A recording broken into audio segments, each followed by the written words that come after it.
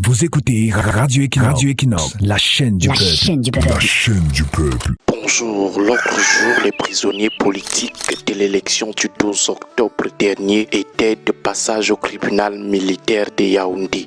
Sur 142 prisonniers, presque tous étaient de la région du Grand Nord. Ils étaient presque tous originaires d'une même région. C'est aussi le même constat lorsqu'on regarde les personnes tuées par balle par le régime de Yaoundé lors de cette élection. La plupart étaient originaires de la région du Grand Nord, soit de la Damawa, soit du Nord, soit de l'extrême Nord. Cette situation nous rappelle celle de l'élection présidentielle de 2018. La plupart de ceux qui avaient été arrêtés puis condamnés étaient aussi ressortissants de la région de l'Ouest.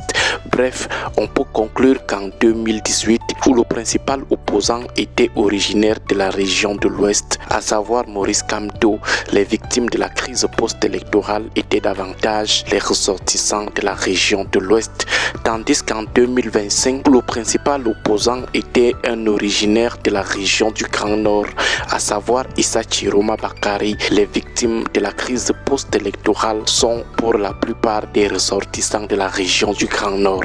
Alors de cette réalité, plusieurs impressions nous viennent à l'esprit. Première impression, la répression au faciès, la répression à connotation ethnique en fonction de l'ethnie du leader de l'opposition. On peut présumer que les communautés des principaux leaders de l'opposition sont les plus ciblées par la répression de Paul Biya. Autrement dit, lorsqu'on est originaire de la communauté du principal challenger de l'homme, on a plus de chance ou de malchance d'être abattu lors des manifestations ou d'être torturé et jeté en prison. Les communautés d'origine des principaux opposants seraient, en fonction de chaque élection, la principale cible de la chasse aux sorcières du régime de Yaoundé.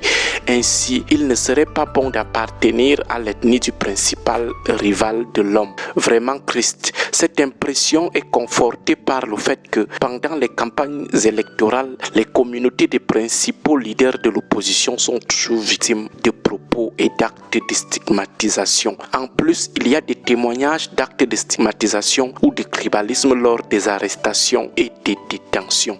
On demande parfois à ceux qui ne sont pas de l'ethnie du leader de l'opposition ce qu'ils foutent dans les affaires de son ethnie, tout en rappelant à ceux de son ethnie qu'ils vont payer cher.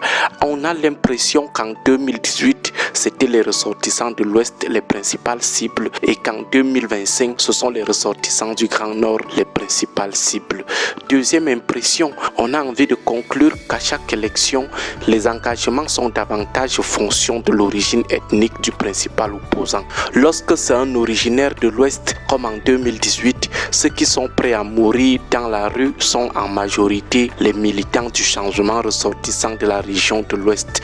Lorsqu'il est originaire de la région du Grand Nord, ceux qui sont aussi prêts à mourir dans la rue par balle sont en majorité les militants du changement de la région du Grand Nord. Autrement dit, lorsqu'il faut revendiquer dans la rue, chaque leader ne peut donc compter en premier que sur les ressortissants de sa communauté d'origine. Ce qui peut sembler triste pour la communauté nationale du peuple du changement, dans la mesure où l'on pense que les premiers à mourir pour un leader de l'opposition doivent d'abord être les militants du changement de sa communauté d'origine. Globalement, on abandonne la résistance, on abandonne la rue au leader et à sa communauté. Les ressortissants des autres communautés ne se mouillent pas trop, ils se limitent au strict minimum. Il s'agit là d'une lecture globale à la lumière des origines ethniques de la majorité des victimes des crises post-électorales au Cameroun, au-delà de la thèse de la chasse aux sorcières au faciès. Troisième impression qui est toujours globale, c'est celle de la forte odeur des alignements politiques communautarisés au Cameroun. En 2018, la plupart des victimes étaient de la région du leader, les ressortissants de la région de l'Ouest. En 2025, la plupart des victimes sont de la région du Grand Nord, les ressortissants de la région du Grand Nord.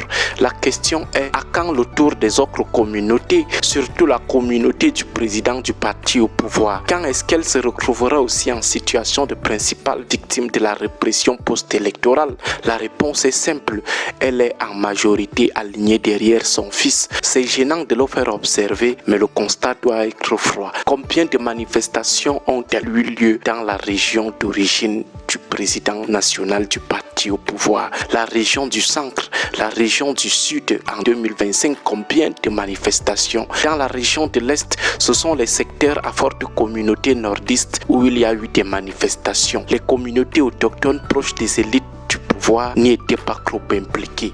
Même chose à Douala, épicentre des manifestations. Les pro-changements des communautés autochtones proches des élites du pouvoir se sont moins investis dans la rue. Et lorsqu'on questionne le background ethnique de ceux qui pilotent la répression, on fait le triste constat que les alignements politiques au Cameroun sont fonction des communautés des leaders. Mais ce qui nous choque davantage, c'est que le peuple qui se dit du changement conforte régulièrement cette impression. Les degrés de prise de risque dans la résistance sont fonction de l'origine ethnique du leader de l'opposition. Or, lorsqu'on veut le changement, on est mu non pas par la couleur ethnique du principal rival de Paul Biya à l'élection, mais par l'objectif de changement.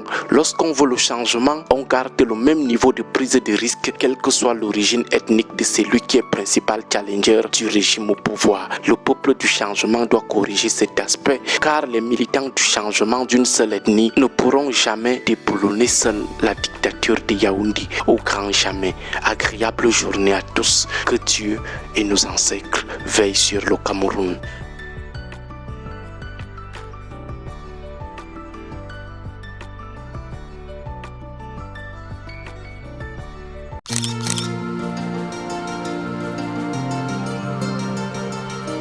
Caméra des rues.